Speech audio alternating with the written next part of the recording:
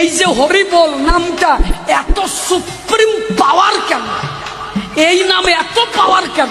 এর কারণ হচ্ছে শক্তিকে পুরাই এই নামের উৎপত্তি।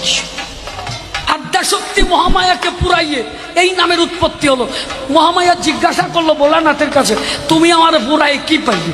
এই জন্য ব্যাকরণে বলছে আগে হচ্ছে ধ্বনি, তারপরে হয় বর্ণ, ধ্বনির থেকে বর্ণের জন্ম। বলছে আগুন যখন জ্বলে হো হো হো হো করে ওঠে, এই হো হো থেকে পেয়েছি হ, আর যখন নেভে রি রি শব্দে নামে, রি রি থেকে পেয়েছি রি। এই হরি শব্দ যখন পেল ভোলানাথ জপতে আরম্ভ করলো।